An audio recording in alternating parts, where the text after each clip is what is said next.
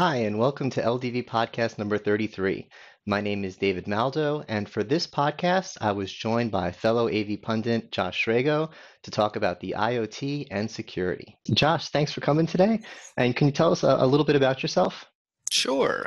Thanks for having me, first off.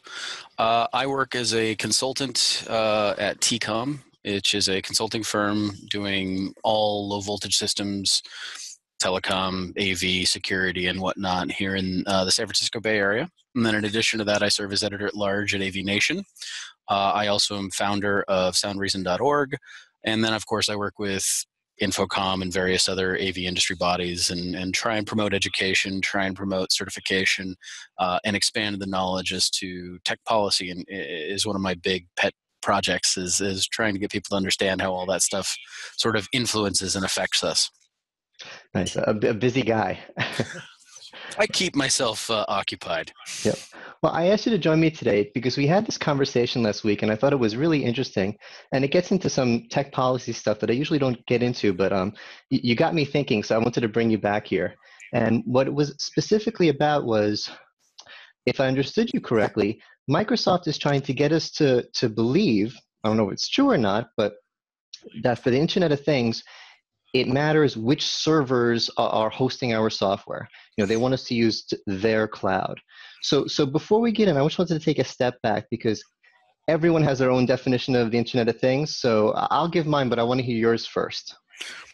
The Internet of Things is literally the Internet of Things. It's a world where devices talk to devices, where protocols are instituted so that way a human interaction of I walk in and a trigger is provided based on a geolocation, based on a Bluetooth trigger, based on time, whatever it may be, provides information to other devices to do something. So Alexa, turn on sports. Alexa then talks to your cable box, talks to your TV, talks to your surround sound system, whatever it may be, and turns on the proper thing is a great example of the Internet of Things. Having your watch or phone send you a reminder of when you have to leave based on traffic is another example of the Internet of Things. But in that case, you know, it's a little bit more isolated onto a single device. So it's where machine learning and machines are actually talking to one another directly without someone having to tell, I want that box to talk to that other box. Okay, that kind of ties into the way I think about it. I think a lot of people get caught up on the smart devices, and I think that's only half the story. Like my thermostat, I could say it's too hot in here, and my thermostat will cool it down. They think that's Internet of Things, and I'm like, well, no, that's a thing. Like an example I use, they have guitars now that are self-tuning. You push a button on the back, and it tunes it to whatever tuning you like.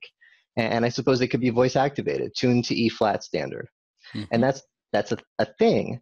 But if I'm halfway across the world and I walk into a guitar store and the guitar says, hey, who's this guy? And the internet says, it's David, he likes it tuned down to E flat. That's Internet of Things. Sure. Yeah, it's being able to pull the information about you. Using your example, one of the ones we talk about at the IoT Insights Conference, we'll be doing it again in September in New Jersey, actually. For the Alamo E4 show, we talk about digital signage and Bluetooth synchronization. So you sign up for an account with a sporting goods store. And the sporting goods store realizes that you were there last time, and based on your account, you purchased a baseball glove or a softball glove or something of that ilk. And it then provides, as you walk into the store, it recognizes that you're there and provides you information to say, hey, baseball bats, softball bats, whatever it may be, they're on sale today. Would you like, we can direct you to that, and then provides you turn-by-turn instructions on how to get there. Or the fact that you're at home browsing on your computer and you use the same browser on your phone, and you walk into the store and it says, hey, you were looking at this device the last time you were looking at this store. We recognize you're here. Here's the pathway to how to get to there so you can see it in person. Turn-by-turn instructions through their shop. It's tying all of that information together and having those devices recognize the continuous pattern across them. Yeah, it's and it ties into why we're concerned about the security, because something out there, whether it's the internet or whether it's the software, is knowing a lot about me. To put it in terms that to use an example from our world, the AV world, the collaboration world, it's going to get to the point where I walk into a meeting room and the automatic chair is going to be like, oh, that's David. He likes to be adjusted this way. And the chair will adjust for me. And the microphones will say, oh, we know David always talks at this level and he needs this much gain or whatever other audio things. And the microphones will self-adjust. So if the internet knows how loud I talk and how I like to sit and everything else about me, I'm starting to get concerned about, is this data secure? And I know that it's encrypted. This call that we're on is encrypted right now. If it's going through Comcast computers, if Comcast wants to dig in and try to watch what we're saying and listen to us, I really trust that they can. I think the encryption is really good. But can the service provider themselves just join this call without us knowing they're on the call? I mean, do the people who hold the keys to our data, can they peek? And that's the key with your devices, is the fact that the questions to ask being, who has access to this? How long are you storing it? Who are you providing it to? There was the Bose case about the fact that there was a class action lawsuit a couple months back where they filed saying Bose is sharing our information with a third-party service in order to, and they're not telling us, and therefore it's illegal. Well, the thing was, Bose had actually included that immediately in the first paragraph of their license agreement. Now, whether or not you agree that it's okay that they were utilizing it, when they identify who they were sharing it with, it was somebody to provide them the analytics to determine, okay, well, how are people utilizing my headphones based on this? But because they were tracking, were you listening to podcasts? What podcasts were you potentially listening to? How does that podcast sound on our headphones? You can learn a lot about a person based on the podcast that they're listening to. So how are they protecting that data?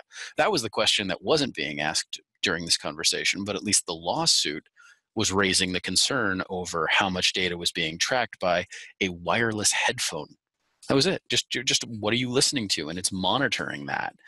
And this is where Microsoft sort of made the ploy and caught my attention recently, is they're using their cloud service, Azure, in order to promote their ability with IoT. And they're trying to say, utilize us for IoT. We understand the security implications. We understand these problems, and we are here to help. And they are reaching out a lot to developers, trying to get them to move over to Azure versus, say, Amazon Web Services. Maybe it's just that it's so complicated that I'm skeptical, but it seems to me that if it's encrypted and the software encrypts it, whether it's on Microsoft's cloud or Amazon's cloud or anyone's cloud, I can't see how the cloud itself could make that much of a difference. It seems to me like, you ever see headphones that are Skype certified? Mm-hmm. It's like, come on. It's a USB headphone. All headphones are going to work with Skype. No, but these are Skype certified. Is Microsoft saying their cloud is IoT certified and secure, or is there really something they've done here? I'm still learning, I'll be perfectly honest, enough about Azure to really dig into it. I think that this is a great marketing ploy from their standpoint of reaching out to IoT developers and offering how Azure can do IoT. In the end, it's still a cloud service. Is it any better than Amazon? Is it any better than Google? Is it any better than Adobe? That's going to depend on what you want to put on it and how you want it to function. Yeah, but the whole thing about security, it's so funny to me that it seems like we're happy to give up the information if you ask us the right way. If you give us Facebook or something, we'll post all day saying, I'm listening to Van Halen, I'm listening to Led Zeppelin, I'm going out to a play, I just had a cheeseburger here, here's a picture of it. But you were listening on my headphones without telling me? It's the same information. It's the same podcast I'm listening to. It's the same music I was listening to, but you didn't ask nice. You came in and took it. So people don't like that. No, and that's where, I stand by my statement that the two most dangerous words in tech are I agree. Because they put all the fine print in there, and it's lots of legalese about how they're going to use your data and who they have the right to share it with and all of that information. And then they just put a giant I agree button at the bottom and just click I agree. Yeah, it's fine. You can have whatever you want. It's great. Just go right ahead. We're not going to read it because, half the people couldn't understand it anyway. And the other half don't care. And to be fair to the vendors, it's not easy to make a secure solution. I was reading an article about how Cisco wants their Spark service to be secure, and they want you to feel that anything you put up there, and it's conversations you're having with your team all day. It's your corporate strategy, it's your sales. What you do in your Spark room is really private. You don't want Cisco to be able to read it. And what they say is it's encrypted, and I have the key. It is in my device is the key. So even if they have the data and they want to look at it, they can't because I have the key. But then how do I do a search? I send up a search term, and from what I understand, it was a real problem. They had to like buy companies with technology to make it work. And I still don't understand exactly. I think I encrypt the search term, and the encrypted search term goes up in the cloud and bounces around there somehow and pulls out the data I want. But it's not an easy thing. So we shouldn't, so we should be appreciative for the services that are secure. Yes, we really should be. And there are manufacturers that are putting forth the effort to secure their devices, which is great to see. Harman family being one of the ones that I've noticed puts in a lot of effort to make sure that their products are well secured. And some people might think that's reactionary based on what happened with their touch panels a year ago, 2 years ago at this point. But it's been an effort that's been noticed for a while. Crestron even announcing that their network platform, the NVX stuff, was also going to be encrypted and secured in terms of that methodology. But there are still people out there that and manufacturers out there that don't see the value in it. They say, well, because AV still has the mentality that it's on this isolated network as opposed to being on an enterprise network. But then they go out and pitch, you can put our devices on a 1 gig platform and it can live on the enterprise network. Well, are you encrypting the signal? Well, no. You're just going to put us on a VLAN and we won't see anything else. And it's like, well, it's not that simple. Because if I have access to that network and I can get onto that VLAN, well, potentially I have access to that information, and if it's unencrypted, it just goes down that pathway. Yeah, at some point, maybe this would be my final thought on this. Part of me just wants to give up. I mean, I feel like it's so hard and it's so confusing, and the Internet of Things is going to know so much about me.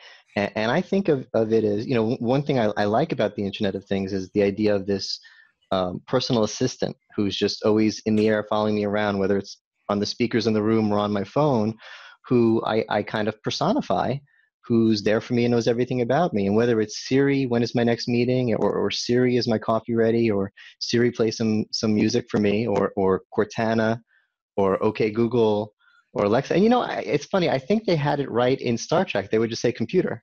Wherever they were in the ship, they would say, computer, give me the information. Mm-hmm. And that's what we really are going to have. The computer is going to be a personal assistant, and it's going to have a personality, and it's going to know everything about me from the minute I was born, and it can talk to other people. Yeah. And so touching on that, look at it from this perspective of what Apple announced from the Worldwide Developer Conference was the Siri platform finally getting a true home device. And with the advancements of the Apple Watch, with the advancements of iOS, with the advancements of Siri on your home device, they are the first ones that are really tying that full platform together, because Alexa is still a home device. It can talk to other things, and you can create an if this, then that, and you have all that open API to create things, but it has to be created. Apple has always been very, very strong about locking their system down and keeping it unto themselves. And so if they are the ones building this machine learning thing, which is tracking your health patterns on your watch, it's tracking all of that information on your phone that they have access to, and you're giving them access to by signing up. And a lot of it is kept very well secured. I mean, iOS has been known to be a pretty secure platform for the most part. And now you're going to expand that to the home. And then you just keep expanding from there and from there. And I see them really making a big leap based on the things that they announced, because the other ones, I have to give my information to 6 different companies to accomplish one thing. And that's always, and that gets back to your point of security of how is each of those independent companies treating that data? How are they securing it in transmit? How are they logging it? How is it being secured on-prem or in the cloud? Whose cloud are they using, and how are they securing it? And the questions keep going farther and farther. And so it creates this really big web of just constant worry of where is that data being stored? How is it being stored? And it's my personal information. How am I regulating who has access to it and how much of it? Well, and I guess the good news for people like me who are afraid that some of it's just going to always be a little bit over my head, and I'm always going to have to trust that people with the access to the data are doing the right thing. But it's good that a lot of people in the media are making noise about it. So companies are feeling compelled to put out these statements of how careful they're being. You read all the time about, we have total security, we have encryption, no one can look at your data. So whether it's free market or whether it's just trying to get the right buzz or whatever it is, at least I have some reassurance that the vendors know it's a priority to us. Yes, that is, we are no longer in a position where a network connected device sold by any kind of commercial or being put into any enterprise environment, as it were, has the potential to be unsecured in any way. It has. We are reaching that point where where making a decision about what product to put in is being done based on how secure is that product, or how well can I secure that product once it's on my network. All right. Well, thanks for joining me here today, Josh. And as you keep researching on this, this Microsoft story, make sure tweet it out. Let me know. I want to keep up on it. And this was fun. Thanks for joining me. Let's do this again soon. Definitely. Thank you for having me, David. I appreciate it.